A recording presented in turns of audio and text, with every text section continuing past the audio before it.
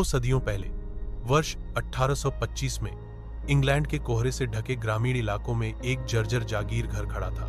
स्थानीय लोग इसे ब्लैकथॉर्न मैनर कहते थे, एक ऐसी जगह जहां वे सूर्यास्त के बाद प्रवेश करने की हिम्मत नहीं करते थे। इसकी खिड़कियां खोखली आंखों की तरह थीं। इसके दरवाजे वर्षों की उपेक्षा से सूजे हुए और मुड़े हुए थे और इसकी छत तब कराहती थी जब हवा गुजरती थी।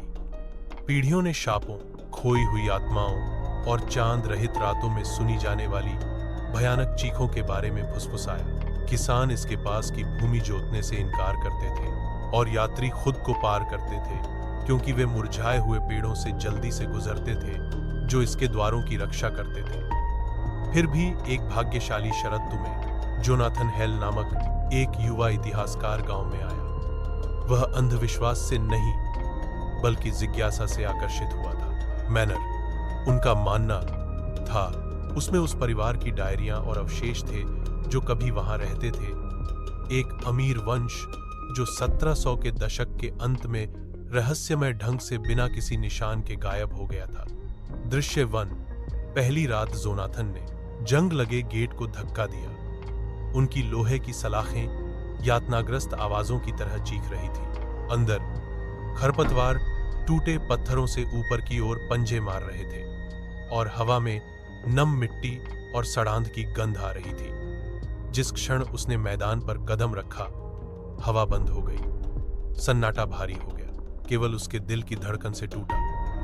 महान हॉल में धूल चांदनी की पीली किरणों में तैर रही थी। ब्लैकथॉर्न परिवार के चित्र दीवारों से नीचे घूर रहे थे। चेहरे सख्त, उनकी चित्रित आंखें उसका पीछा कर रही थीं जहां भी वह जाता था। एक फायरप्लेस ठंडा बैठा था।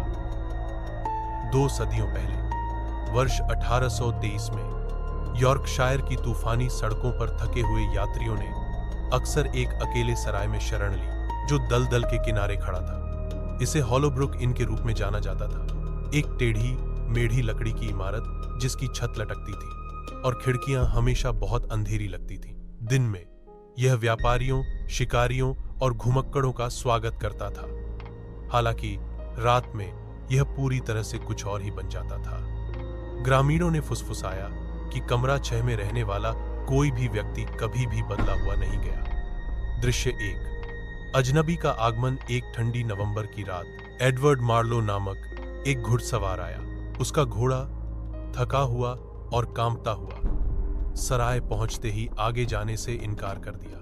तूफान ऊपर गरज रहा था जिससे एडवर्ड को प्रवेश करने के लिए मजबूर होना पड़ा। अंदर आग धीमी गति से जल रही थी लेकिन हवा अजीब तरह से ठंडी लग रही थी। सराय का मालिक, जलयुक्त आंखों वाला एक पीला आदमी, एडवर्ड को एक जबरदस्ती मुस्कान दी। सभी कमरे बुक हो गए हैं सर, उसने घबराकर कहा।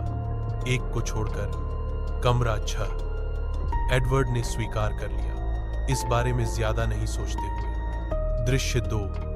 कमरा कक्ष छोटा था जिसमें टेढ़ी मेढ़ी लकड़ी की दीवारें थीं और एक खिड़की थी जो दलदलों को देखती थी। एक दरार वाला दर्पण दीवार के सहारे टिका हुआ था और बिस्तर पतंगे से खाए गए चादरों से ढका हुआ था। जैसे ही एडवर्ड ने अपना थैला नीचे रखा, उसने गंध को महसूस किया। लोहा और क्षय की हल्की गंध। इसे खारिज करते हुए उसने मोमबत्ती बुझाई और लेट गया।